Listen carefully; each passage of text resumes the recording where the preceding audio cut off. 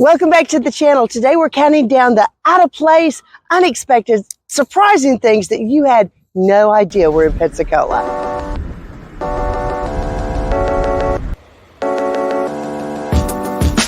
I've been awaiting hard. Yeah, I've been just for you to answer. Yeah, I've been slightly available. Yet when I call you, you don't pick up the phone. I've been calling.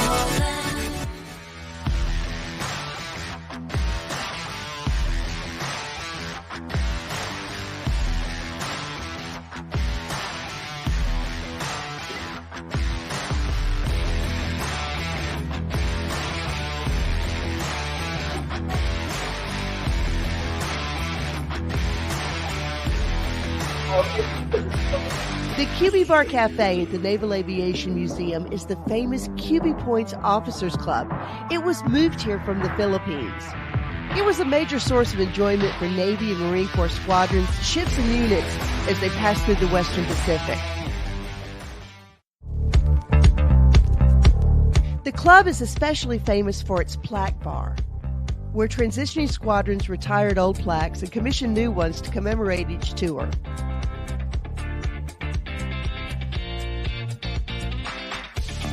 When the Officers Club was closed in 1992, the thousands of plaques that adorned the walls of the club were packed up and sent to the museum to be placed just as they were when the QB Club closed.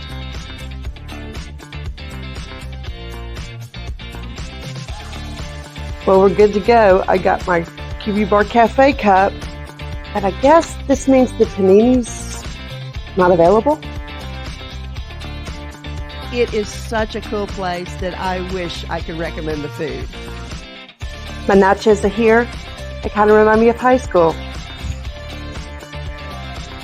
They look good. I think that was chili soup that was on my nachos. Well, I wouldn't come here for the food, but the atmosphere alone is worth checking out.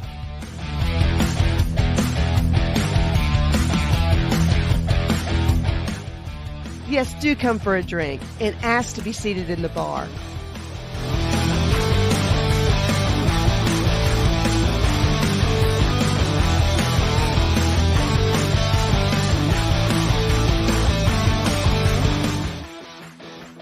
I got my cup.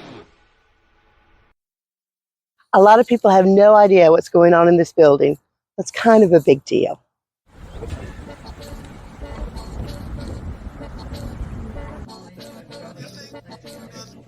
Yeah, I see.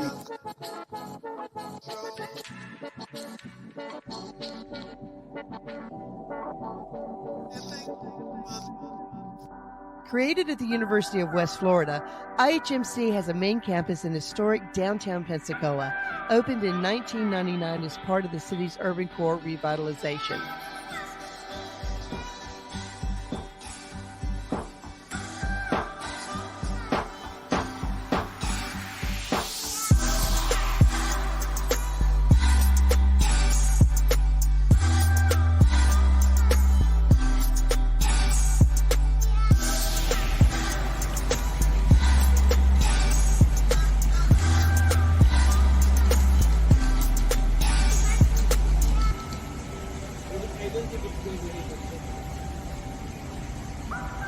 IHMC is a tremendous asset for our community. Not only are we at the leading edge of science in the field of robotics, machine learning, health and human performance, and resilience, but we're right here in Pensacola, tucked in this little part of the state that maybe everybody doesn't have their eye on just yet, but our researchers are truly internationally known in their disciplines. So it's just a tremendous asset to our community, to the culture of our community, to the economy of our community.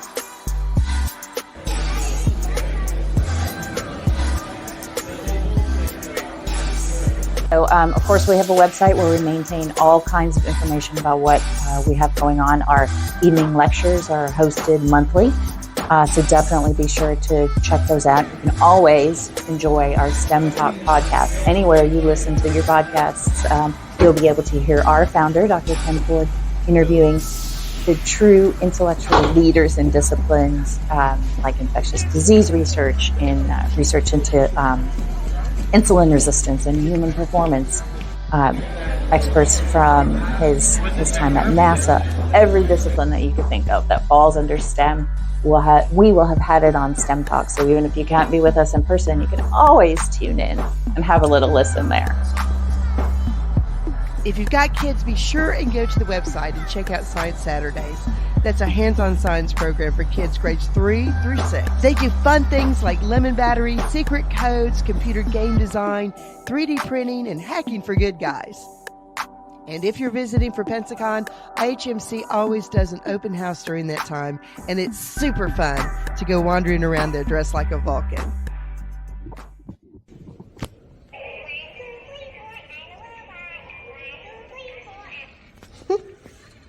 This place is interesting enough because it's both a taste of a Jerusalem and a pizza joint and a hookah lounge all at the same time, but that's not why we're here.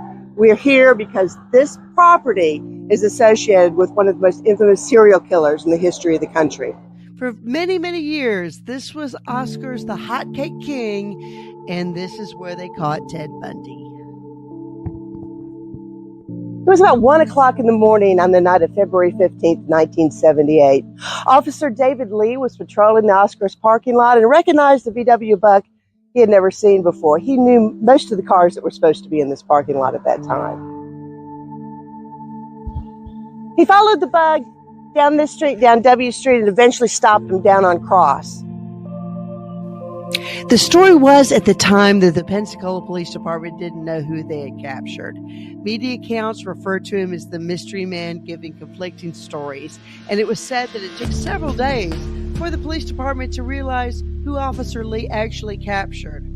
However, Ann Rule, who knew Bundy, talked to him during that time. She recounts in her book, The Stranger Beside Me, that Bundy was really irritated that nobody seemed to know who he was and seemed to care all that much about him to begin with. I kind of think that was a little on purpose. There's a ton of YouTube videos out there about Ted Bundy, but if you want to know more, here's another QR code for you.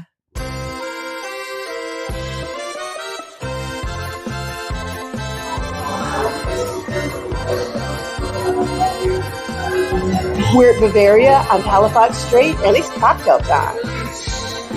And please ignore that big glop of mascara under my eye, just like my photographer did. The Frankfurt Mule has Pink Whitney vodka along with St. George spiced pear.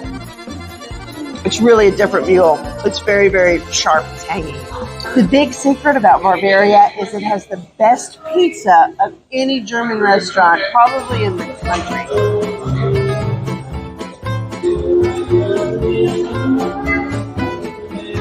This is my favorite pizza here. This is the Sophia Loren, and I like to do it with the cauliflower fresh. The ingredients are fresh, and their sauce is made here, and it is so very good.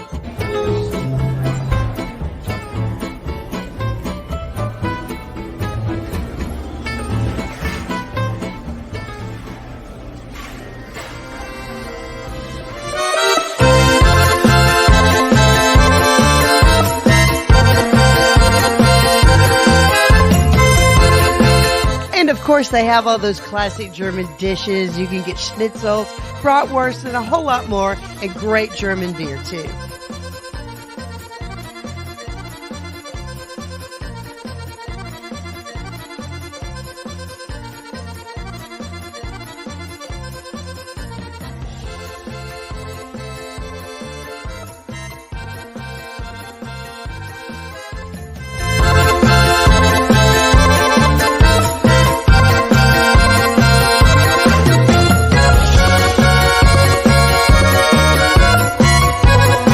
Why Geronimo looks so ticked off. Maybe it's because we made him a tourist attraction. Pensacola's most notable tourist attraction was not a beautiful beach. It was a prisoner of war. On September 4th, 1886, Geronimo finally gave himself up.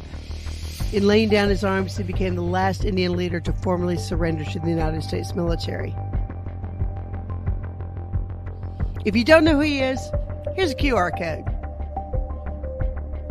The Apache men and their families were rounded up and sent to Florida. The Army's protocol was for them to serve at St. Augustine, but some important Pensacolians had a better idea.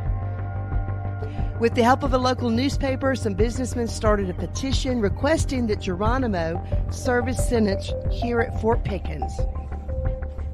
It was their idea to boost tourism.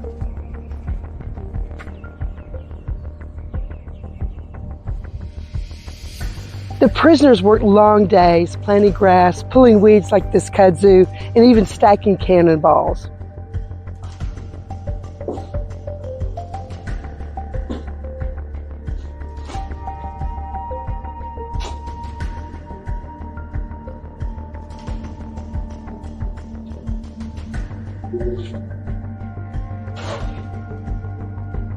A lot of old Pensacolians have memories of coming here and seeing Geronimo's cell being marked out for them. And you look online, there's lots of pictures of like the Fiesta girls at Geronimo's cell. That wasn't a part of the fort that wasn't even in existence when Geronimo was here. And bars like these were meant to keep people out, not to keep people in. They were on an island. Where were they going to go? That was when it was a state park. When the National Park Service came in and took over, they wanted everything to be accurate, so they took down all those signs. Actually, the Apaches were in different parts of the fort.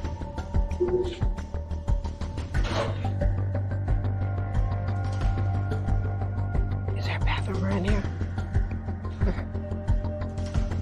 Yeah, they would actually get like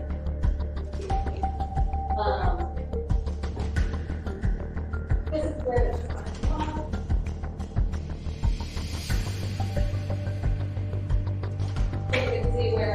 Now, Fort Pickens is operated by the National Park Service, yeah. and it's a great place to visit. Okay. The rangers know all about this the is history. They're super nice and super helpful.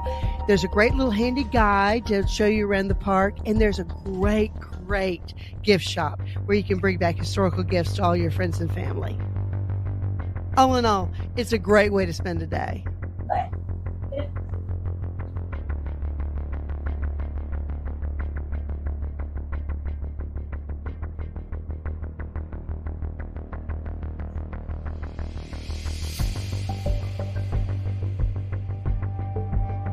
Legend has it that Geronimo placed a curse on Pensacola.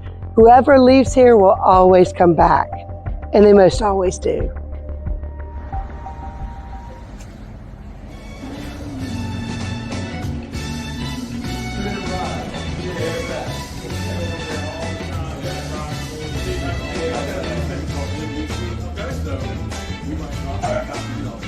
We're at Lost Pizza. They've got 2 locations here in Pensacola, one on 9 Mile. This one's on Barrancas, just not very far from downtown at all.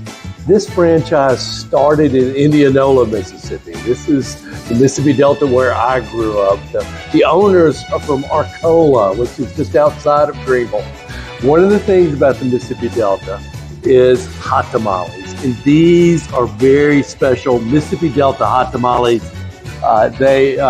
Growing up in Greenville, I used to get these at Doe's Eat Place, which is a very famous steakhouse. I have searched all over for these type of hot tamales and found them here.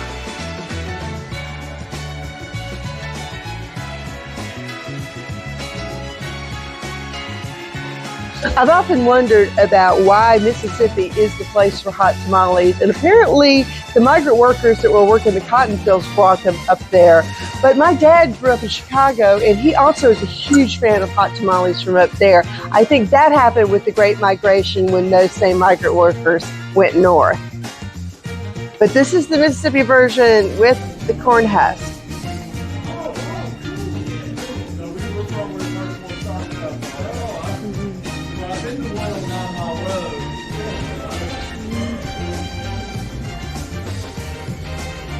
Oh, and the pizza is really, really good. It was voted the best pizza in Mississippi 8 years running.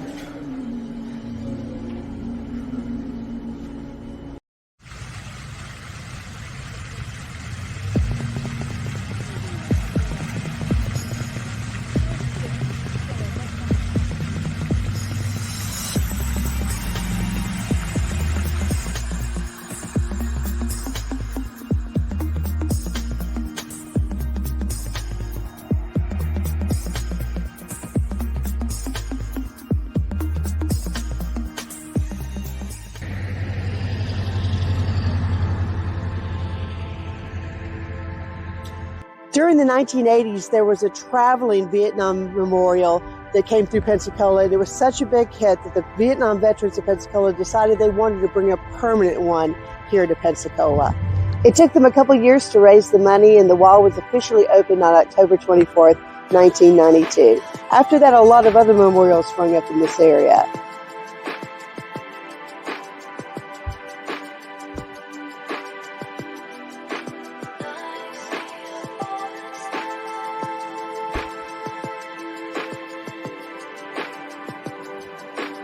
If you come here to search for someone specifically, there are these QR codes, and there is Wi-Fi here in the park.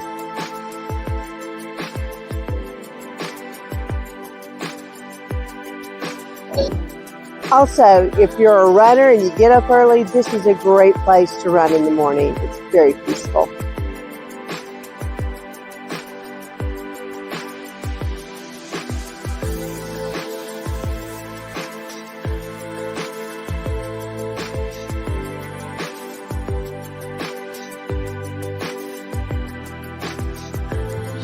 And finally, last but certainly not least, if you're from upstate New York and you just need a fix of some Bruce Springsteen and some Tennessee Pale Ale, you'll find it at Badlands on Palafox.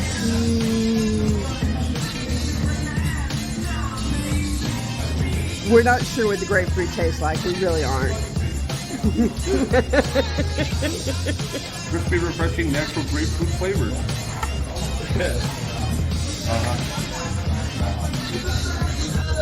We've had a great time showing you some of the unexpected and unusual parts of Pensacola, but I'm sure we forgot something. Let us know what we forgot in the comment section, and while you're at it, please like and subscribe. It really helps the channel grow. Catch you next time.